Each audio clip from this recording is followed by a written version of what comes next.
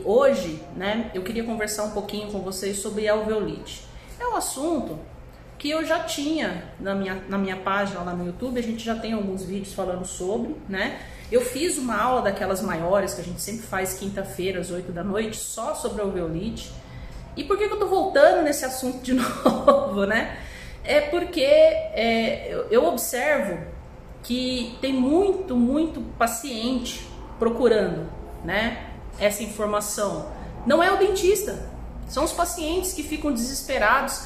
E assim, gente, a primeira pessoa, quando o seu paciente tem um problema, quem é a primeira pessoa que ele precisa procurar? Ele precisa procurar você e não a internet. Se ele está procurando a internet é porque tem alguma coisa errada, né? Ou não houve uma orientação correta com relação ao pós-operatório cirúrgico, ou não houve uma conversa franca de como tem que ser, né? O que o paciente não pode ou pode fazer. Se não teve essa abertura, tipo assim, olha, se você tiver algum problema do procedimento que eu fiz, me procure. Eu acredito que faltou isso, porque ele está confiando numa pessoa que ele não conhece. Pensa bem, ele fez o procedimento com um dentista e ele está confiando numa pessoa que ele viu na internet. Nada, tudo bem, gostar dos meus vídeos, não tem problema, mas a primeira pessoa que o paciente tem que confiar é em você. A primeira pessoa que ele tem que procurar quando tem algum problema é você. Então eu resolvi fazer esse vídeo, vai falar um pouco sobre a alveolite, mas também vai falar das situações, o que a gente deve orientar o paciente quando isso acontece, tá bom? Bom, como a gente sabe, né, a alveolite ela é um problema que acontece quando há quebra da cadeia de cicatrização. Como que é essa quebra da cadeia? A gente sabe que inicialmente forma-se um coágulo quando a gente remove o dente, certo? Formou-se um coágulo. Esse coágulo, ele é substituído, né, por tecido de granulação, um tecido de granulação ali na região. Esse tecido de granulação, por sua vez, por conseguinte, vai ser substituído por um osso fibrilar, bem grosseiro, um osso mais ou menos, né, um osso meio zoado, digamos assim. E depois, com o passar do tempo, ele vai sofrendo uma maturação e se tornando, então, um osso maduro. Agora, se você tiver um problema, um corte ali naquela cadeia, lá no comecinho, quando se formou o coágulo, todo o resto fica prejudicado. Porque é uma sequência, um procedimento cadenciado, tá? Então, se não houver o coágulo, todo o resto fica meio que, digamos que o sistema buga, entendeu? Bugou, né? Não tem o coágulo, aí o tecido de granulação fica assim, gente, mas para onde eu vou, né? Cadê a minha quimiotaxia? Onde está minha quimiotaxia? Onde está meu GPS para eu saber para onde eu tenho que ir no organismo? Sabe aquela foto do John Travolta que ele fica assim, gente? Ué, cadê, né? Então, aí o que acontece? A dissolução. Então, a gente tem que ter muito sério na cabeça que a alveolite é a dissolução do coágulo. Quando você tem a dissolução do coágulo, todo o processo de regeneração estagna. E o alvéolo fica seco. Aquele tecido que fica ali exposto começa a sofrer degradação. E aí tem o mau cheiro, você tem lá, né, o cheiro ruim. As terminações nervosas que ficam ali no alvéolo, elas ficam irritadas, né, elas ficam estressadas. E aí começa a doer pra caramba, o paciente sente dor. E existem algumas coisas que, se a gente fizer, a gente previne a alveolite. Quais são aqueles fatores que predispõem à alveolite, normalmente? Normalmente, dentes impactados. Por quê? O fato de serem impactados, uma região mais difícil, né, de você conseguir chegar naquele dente. Então, normalmente, é uma cirurgia mais traumática, né? E, por causa disso, pode causar uma maior dissolução, uma fibrinólise daquele coágulo que está lá, né? Então, a dissolução daquele coágulo. Extrações traumáticas por si só, não precisa ser necessariamente em dentes impactados, mas uma extração que seja mais traumática, que você teve que usar mais odontosecção, tomar cuidado com a irrigação da caneta, né? Porque muitas vezes caneta sem irrigação pode causar ali uma osteonecrose, né? Queimar o osso e isso acabar induzindo a formação de uma alveolite, tá? Então, sempre atentar para a refrigeração da caneta na hora que você estiver fazendo, né? A refrigeração do corte que você está realizando. Higiene bucal inadequada também, porque quando você fala para o paciente não mexer na região da cirurgia, ele acha que ele não precisa mexer na boca inteira. Aí ele fica 7 dias sem escovar o dente, aí não dá, né, gente? Tem que avisar que ele tem que escovar os dentes, ele tem que higienizar a boca, mas na região lá... Ai, nossa, aí você vê que... Na região lá dentro do alvéolo não é para ele mexer. Não é para ele futucar, né? Porque tem lá o coágulo, quietinho, fazendo o seu serviço, tá certo? Aí a pessoa vai e futuca. Eu tive um paciente, gente, que eu fiz ele escrever que ele não ia mexer no alvéolo. O que ele fez? Tacava o cotonete lá dentro, porque ele achava que tinha sujeira. Adivinha o que aconteceu? Então, né? Então tem paciente que ele é teimoso, é chato, ele acha que ele sabe mais que você. Esses pacientes são mais complicados, né? Então a higienização inadequada precisa ser bem orientada. O paciente precisa higienizar bem a região e ele não pode fazer bochecho, principalmente nos 2 primeiros dias. O paciente tem que evitar fazer bochecho, por quê? Porque o paciente, quando ele vai fazer bochecho, não é uma coisa assim, não, ele tá fazendo uma bomba a vácuo ali dentro da boca, daqui a pouco solta o coágulo no lugar. E a gente sabe que a alveolite é a dissolução do coágulo, então evita, tá? Evita.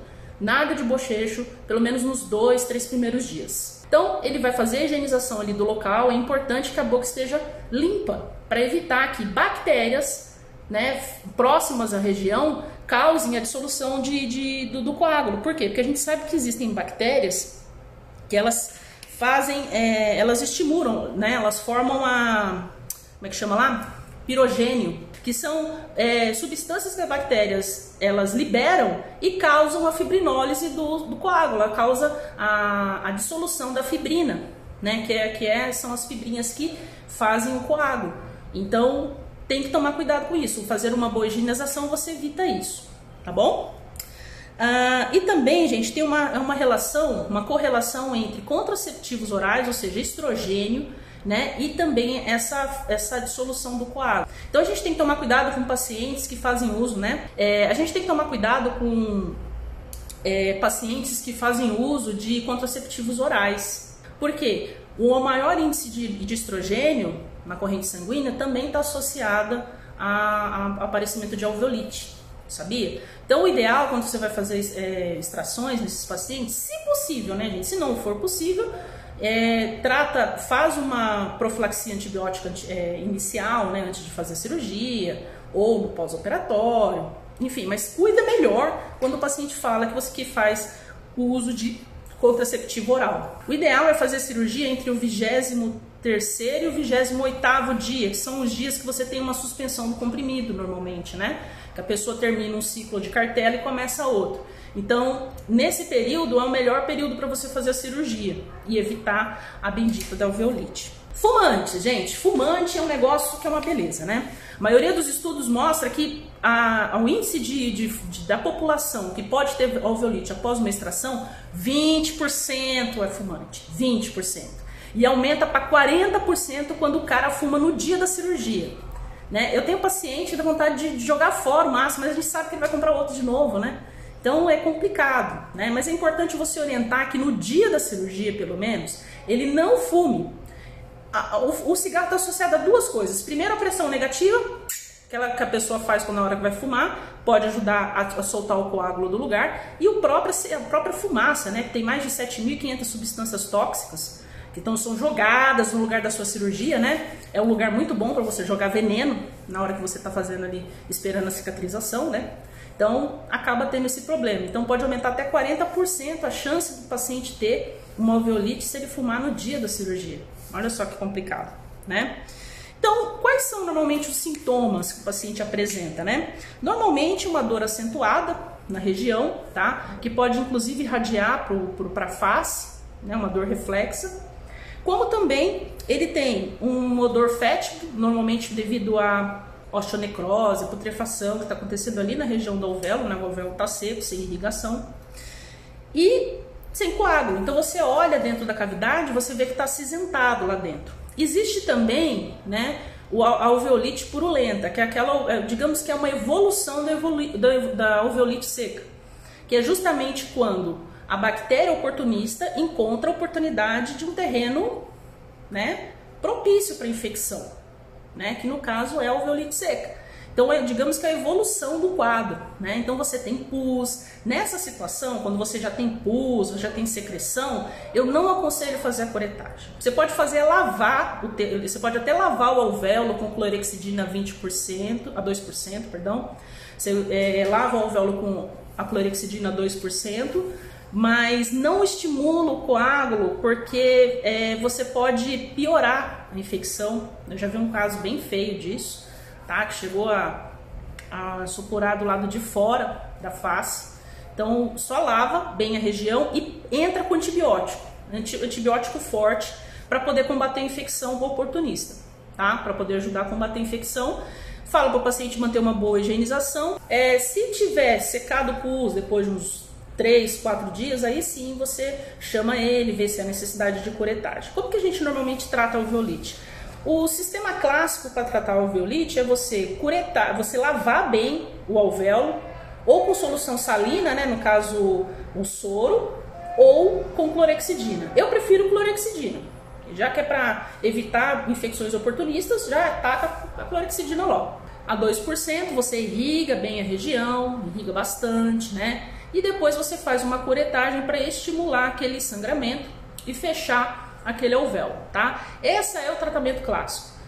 Muitos livros, muitos artigos científicos mostram que essa maneira de fazer esse tratamento pode piorar a situação.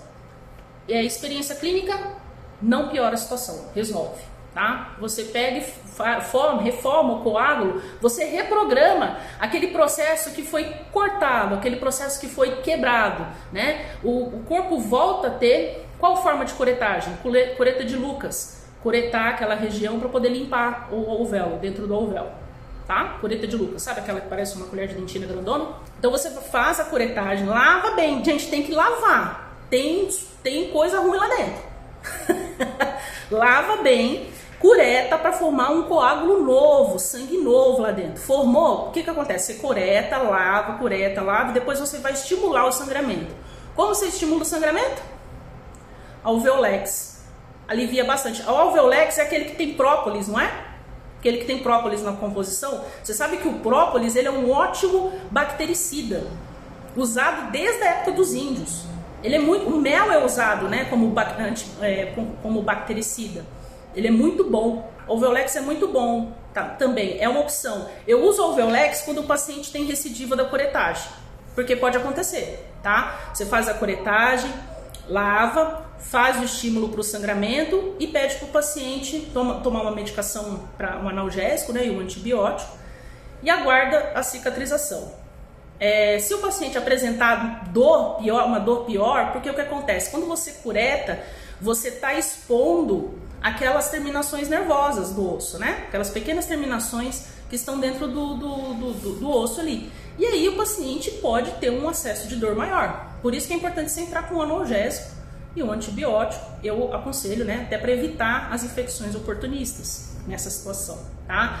E quando o paciente volta e continua apresentando um quadro de dor, aí eu entro com o alveolex. Eu não costumo entrar com o alveolex direto, tá? Mas é a minha maneira de agir. Você sabe que a alveolite, se você for pesquisar formas de tratamento, gente, você fica louco. Toda exodontia é necessária a curetagem?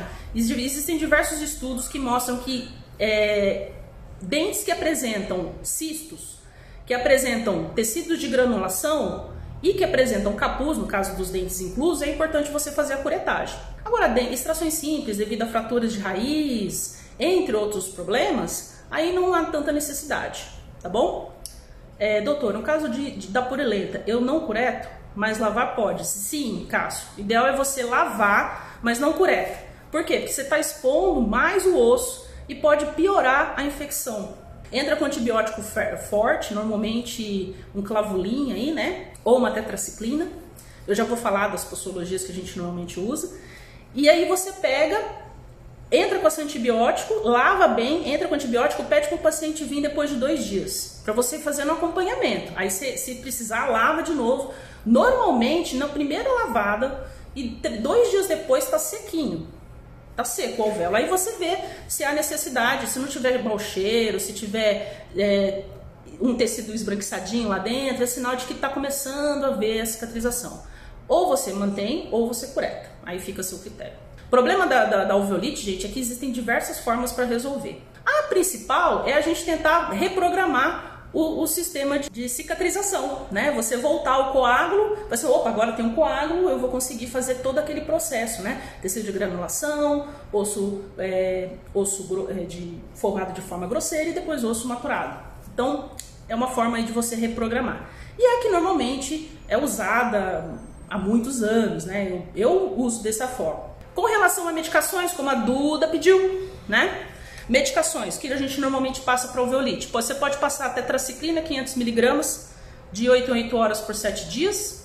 Você pode passar também clindamicina 300mg de 8 em 8 horas por 7 dias. Ou você pode passar também amoxicilina com clavulanato, chamamente conhecida como Clavulin, 500mg, um comprimido a cada 8 horas por 7 dias. Alguma relação com alveolite material contaminado? Ô Luiz, acertou em cheio.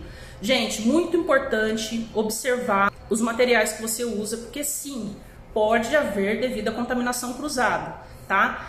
Tem que observar tanto a esterilização, né? Todas as brocas que você usa para fazer odontosecção, tanto as brocas que você usa para fazer odontosecção, quanto a sua caneta tem que estar asséptica, né? Desinfetada. Eu sei que às vezes é difícil esterilizar a alta rotação. Eu tenho umas 3 aqui, então algumas eu uso só para cirurgia, essas ficam estéreis, né? Outras eu uso só para fazer tratamentos mais simples, aí a gente só faz a desinfecção no fim do dia. Mas é importante, para fazer esse tipo de cirurgia, tal, você ter uma caneta que esteja mais asséptica, digamos assim, né? Esteja esterilizada. E principalmente as brocas, tá? A broca tem que estar estéril para poder cortar osso, cortar dente, isso é fundamental. Com relação à aspiração, você pode fazer aspiração com soro, a irrigação, você pode fazer a irrigação com soro ou com água ozonalizada também, né? Tem alguns colegas que usam água mineral, tá? Eu evitaria a água da torneira, tá? Por quê? A água da torneira, ela vem tratada, bonitinha, com cloro, água clorada, só que assim, a gente não sabe, lá na estação de tratamento, ela tá linda, tá maravilhosa. Só que se houver algum problema de pressão negativa, gente, a tubulação do esgoto passa do lado da tubulação da água, né? Você pode ter problemas ali nessa região. Eu, particularmente, já tive infecções intestinais terríveis por causa de água. E eu continuo tomando água da torneira, porque eu sou teimosa. Mas, claro, né, passa pelo filtro de barro, bonitinho, porque eu adoro filtro de barro. Gente, eu não consigo parar de tomar água do filtro de barro, é tão bom. Aqui na clínica eu compro água, mas lá na minha casa eu tomo de barro, que eu gosto. Mas a gente tem que tomar cuidado na hora de fazer cirurgia, porque se for uma água que tiver alguma contaminação, se os seus instrumentais estiverem contaminados, você pode ter um índice maior sim, de alveolite, não só de alveolite, né?